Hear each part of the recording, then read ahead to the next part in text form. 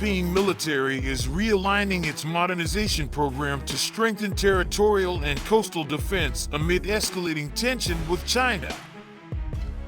On Sunday, the Philippines reported Chinese ships collided with a crude military supply vessel escorted by two Coast Guard ships en route to BRP Sierra Madre, an actively commissioned ship by the disputed 2nd Thomas Shoal. Philippine Army Chief of Staff General Romeo Brawner said changes are geared toward protecting the country's territories in the South China Sea, particularly Thido Island.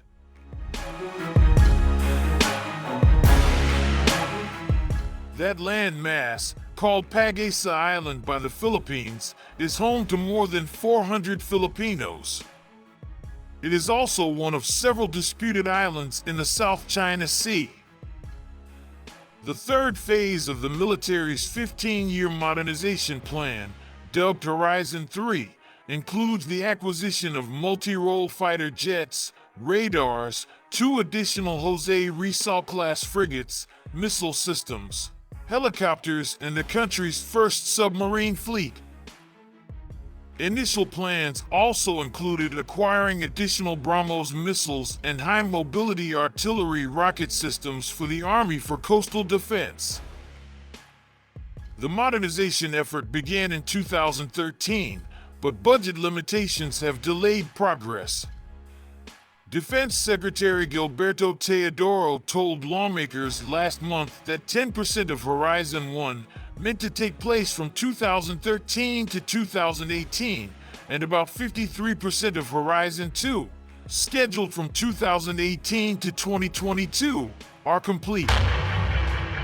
That is why we have to re-strategize, because the paradigms for Horizon May 2nd not be valid anymore, Teodoro said at the time. However, in response to clashes between China and the Philippines in recent weeks, Manila is speeding up its acquisition plans, with the legislature earmarking 45 billion pesos, US $793 million, in defense spending for 2024. Senators have relayed support in passing supplemental budgets for intelligence and material acquisitions related to South China Sea operations.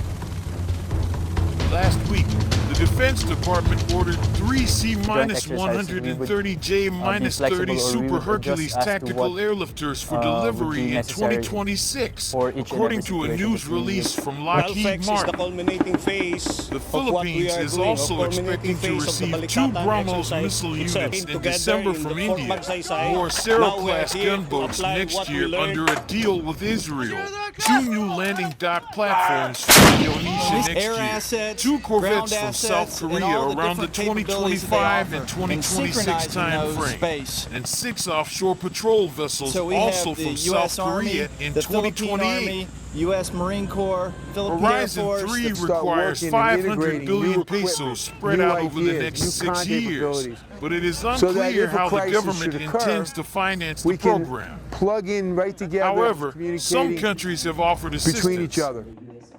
For example, France pitched its Scorpion diesel-electric submarines as early as 2019, and its proposal includes helping the Philippine Navy develop its base in Zambales.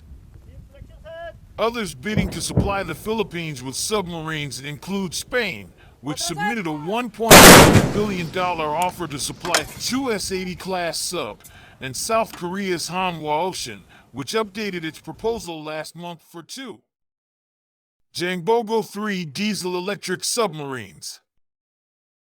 While the Philippine military has yet to release its final plans for Horizon 3, the realignment will include less but more potent assets and platforms, according to Brawner. The material will align with the country's forward defense strategy, where threats are pushed as further away as possible, Brawner said, adding that the military's goal is to immediately deploy fighter jets and other assets after reported encounters with Chinese vessels.